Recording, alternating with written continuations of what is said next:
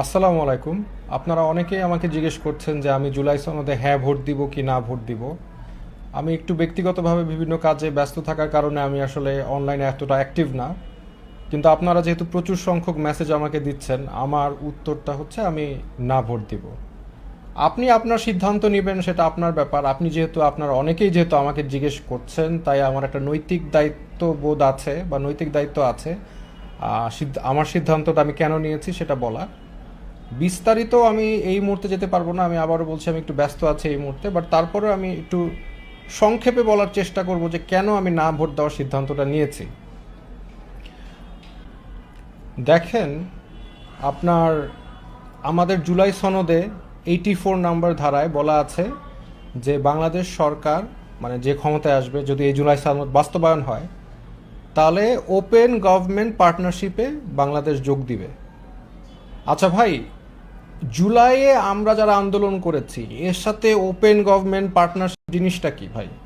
এটা সম্পর্কটা কি? এটা রিলেশনশিপটা কোথা থেকে আসলো? মানে আমরা কি ওপেন গভর্নমেন্ট পার্টনারশিপের সাথে যোগ দেওয়ার জন্য আন্দোলন করেছি? এখন ওপেন গভর্নমেন্ট পার্টনারশিপ কি জিনিস, এটার মধ্যে ভালো জিনিস আছে, খারাপ জিনিস আছে, ইটস অল ফাইন। বাট আমি যদি আপনাকে দেখাই যে এটার মধ্যে কি আছে বা কেন তারা এটা ইনক্লুড করতে চাচ্ছে।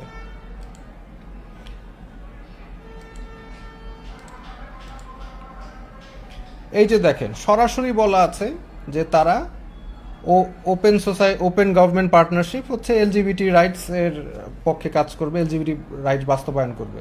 সো আপনি যখন জুলাই সনদের মাধ্যমে আপনি এই সনদটা বাস্তবায়ন করবেন, তখন তারা বলবে এই যে এটা তো পাশ হয়ে গেছে, এখন তো আপনার এলজিবিটি কিউ বাস্তবায়ন করতে হবে। এবং এটা শুধু এই এই বিষয় না, আর অনেক বিষয় আছে এই সনদে। But this is one of the issues যে ওপেন সোসাইটি কোথা থেকে আসলো ভাই? আমি তো ওপেন সোসাইটির জন্য সংগ্রাম করি নাই, আপনিও করেন নাই, কিন্তু আপনাকে ভোট দেওয়ানো হবে এবং ভোট দেওয়ানোর পরে এগুলি বাস্তবায়ন করা হবে। এটা তো মানে ইটস অন ইউর ফেস, আমি তো স্ক্রিনে দেখাইতে পাচ্ছি।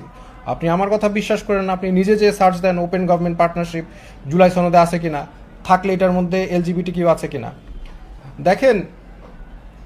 ডোনাল্ড ট্রাম্প উনি সবার জন্য খারাপ বা ওনার দেশের জন্য ভালো, উনি দেশকে ডেভেলপ করার জন্য ফার্স্ট যে কাজটা করেছিল ক্ষমতায় এসে, এই ডাইভার্সিটি, ইকুয়ালিটি, ইনক্লুসিভিটি, এইগুলো যারা বিশ্বাস করে, এলজিবিটি কিউ, সবগুলোকে বন্ধ করছে। কারণ সে জানতো একটা দেশকে স্টেবল করতে হলে, একটা দেশকে ভালোভাবে ডেভেলপ করতে হলে এগুলো থামাতে হবে, এবং তিনি তাই করলেন। তো কাজে আমাদের দেশ আবার একটু অ্যাডভান্সড, তারা আবার এগুলো ভবিষ্যতে বাস্তবায়ন করার জন্য সেগুলি সংবিধানে একদম ঢুকিয়ে দিচ্ছে। কারণ সংবিধানে যদি ঢুকে এটা চলে আসে, তাহলে সংবিধান is the supreme law of the land, তাই না? মানে সংবিধান হচ্ছে দ্য হাইয়েস্ট নর্ম দেশে। তো এর নিচে যেগুলি আইন হচ্ছে, তাহলে সেগুলি তখন ওটার ভ্যালিডিটি কোয়েশ্চেন আপনি করতে পারবেন। বিকজ সুপ্রিম নর্মের থেকে তো নিচের লগুলি তো তখন আর মানে উইক নর্ম। তখন ওই লগুলি সংবিধানের উপর পয়েন্ট করা যায় যে আপনি তো সিগনেচার করছেন, সো দেয়ার ফর আপনার যে আইনগুলো আছে এগুলোর বিরুদ্ধে সেগুলো চেঞ্জ করতে হবে। তো এইরকম একটা এজেন্ডা তাদের আছে, এবং ওটা অনেকে হয়তোবা জানে না, না জেনে দেখা যাচ্ছে ইসলামপন্থীরাই অনেকে, প্রত্যেকটা ইসলামিক দলই এটার পক্ষে বা এই জুলাই সনদের পক্ষে কাজ করছে, এমনকি সব দলই করছে এখন। এটা তো আর অস্বীকার করার কিছু নাই, প্রত্যেকটা দলই এটার পক্ষে করছে। এবং আমার ওনারা সবাই পড়ে করেছে কিনা, এগুলো দেখে করেছে কিনা আমি জানা নেই, আমি মনে করি তারা দেখে করেনি। তবে একটা জিনিস হচ্ছে, আপনারা যারা হ্যাঁ না ভোট দিবেন বা আমাকে যারা জিজ্ঞেস করছেন, আপনারা কি একবার জুলাই সনদে কি কি আছে সেটা পড়ে দেখেছেন? এই যে ওপেন গভর্নমেন্ট সোসাইটিতে যোগ দিবে, এটা আপনাদের চোখে আসছে নিশ্চয়ই। যারা পড়েছেন, যারা পড়েন নাই তারা তো পড়েন নাই, যারা তাদের চোখে আসছে, আপনি কি ঢুকে এটা সার্চ দিয়েছেন? আপনারা এটা করেন নাই, এবং এইটার অ্যাডভান্টেজই তারা নেওয়ার চেষ্টা করবে। তারা আপনাকে বুঝাবে জুলাই সনদ হলে আপনার দুনিয়ার সব সমস্যার সমাধান হয়ে যাবে, স্বর্গ হয়ে যাবে দেশ, আর জুলাই সনদে না হলে আওয়ামী লীগ ফিরে আসবে। কিন্তু এইটার সাথে, দুইটার সাথে কোনো সম্পর্ক নাই। আওয়ামী লীগ যদি ফিরে আপনাকে এসে যদি আপনাকে, আমাকে তো জবাই করবে, এটা তো শিওর, আপনাকেও করবে, কিন্তু আমাকে তো সব আপনার আগে করবে। তো এইটা যদি তারা করতে চায়, তাহলে ফার্স্ট যে জিনিসটা করবে, 1 সেকেন্ডের মধ্যে জুলাই সনদ অবৈধ ঘোষণা করে যা ইচ্ছা তাই তারা করতে পারবে। সো জুলাই সনদের কারণে আওয়ামী লীগ আসতে পারবে না, এটার কোনো সম্পর্ক নাই। আরও বলা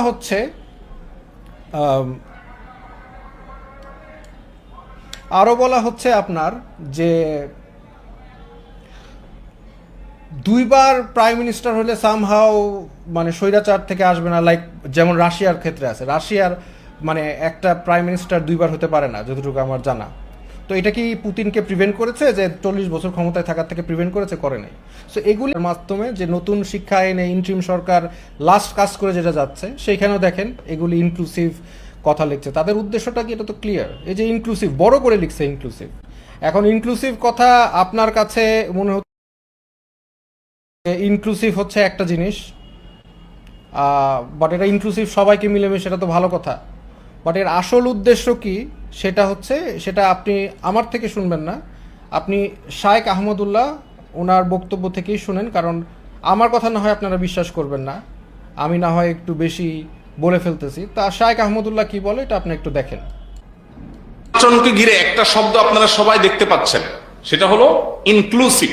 ইসলামিক দলগুলো এই শব্দ ব্যবহার করছে, অন্য দলগুলো তো করছে, ইসলামিক দলগুলো পর্যন্ত এই শব্দ ব্যবহার করছে। ইনক্লুসিভ মানে অন্তর্ভুক্তিমূলক। এই অন্তর্ভুক্তিমূলক বা ইনক্লুসিভ শব্দের ভেতরে অত্যন্ত ভয়ঙ্কর একটা এজেন্ডা লুকায়িত আছে, যেটা অনেকেই লক্ষ্য করছেন না। সেটা হলো সমকামিতা, ট্রান্সজেন্ডার ইজমকে বৈধতা দেওয়া। একটু আপনি গভীরে তাকালে, একটু ঘাটাঘাটি করলে আপনার কাছে স্পষ্ট হয়ে যাবে। শুনতে খুব ভালো শোনা যায়, অন্তর্ভুক্তিমূলক। অন্তর্ভুক্তি আমরা কে না চাই, সবাইকে নিয়ে সবাই চলতে চাই, শব্দটা ভালো, কিন্তু এটার মতলব বহু খারাপ। এটা নিয়ে আপনি একটু ঘাটাঘাটি করেন, আপনি দেখবেন পৃথিবীর যে সমস্ত দেশে ট্রান্সজেন্ডার মতবাদ, যে সমস্ত দেশে এই যে বিকৃত মানসিকতা এগুলো প্রবেশ করেছে, আইনের আকার পেয়েছে, রূপ পেয়েছে, এগুলোতে এই শব্দ আগে ঢুকেছে, তারপরে এটা হয়েছে। আপনি অ্যানালাইসিস করা লাগবে না, শুধুমাত্র অনলাইনে ঢুকলে একটু ঘাটলেই দেখতে পাবেন। তো আপনারা দেখতেই পাচ্ছেন যে এইটাই হচ্ছে জুলাই চার্টারের একটা এজেন্ডা। আরও অনেক এজেন্ডা আছে, সেগুলি আলাদা আলাদা করে আসলে এই মুহূর্তে বলার ইচ্ছা নেই। কিন্তু আরেকটা বিষয় যেটা আপনি দেখেন, যে তার এই জুলাই সনদের মূলনীতির মধ্যে কি কি আছে আমরা একটু যদি দেখি। Fundamental principles, equality, human dignity, social justice, তাই না? Social justice. এখন সোশ্যাল জাস্টিস কি জিনিস এটা আপনারা কারা বোঝেন? মানে এটা কি আপনারা কখনো সার্চ দিয়েছেন? মানে সোশ্যাল জাস্টিস কি, মানে এটা আবার কি জিনিস? হিউম্যান ডিগনিটি কি জিনিস, মানব, এগুলো প্রত্যেকটা কথাই সুন্দর, বুঝছেন না? এবং সেকুলারিজম যখন আপনাকে 71-এর পরে আপনাকে বলছে সেকুলারিজম, আপনি মনে করছেন সেকুলারিজম মানে ধর্মনিরপেক্ষতা, রিলিজিয়ান নিউট্রাল, এটা তো ভালো কথা, আমরা এটা তো অ্যাগ্রি করেছি। করার পর কি হলো? আপনাকে এই সেকুলারিজম দিয়ে আপনাকে মানে আপনার নেক্সট 40 ইয়ার্স আপনাকে জুলুম করা হয়েছে সেকুলারিজম দিয়ে। তো একইভাবে আমরা যদি দেখি এই জুলাই চার্টারে যে ফান্ডামেন্টাল যেগুলি মানে ফান্ডামেন্টাল প্রিন্সিপাল যেগুলি আছে, এই যে ফান্ডামেন্টাল প্রিন্সিপালসে কি আছে, এইখানে আছে equality, human dignity, social justice. তো এইটা বাংলাদেশের মানুষ মানে সোশ্যাল জাস্টিস কোত্থেকে পাইলো, এটার ভিতরে কি আছে, সেগুলি আসলে মানুষ ক্লিয়ার না।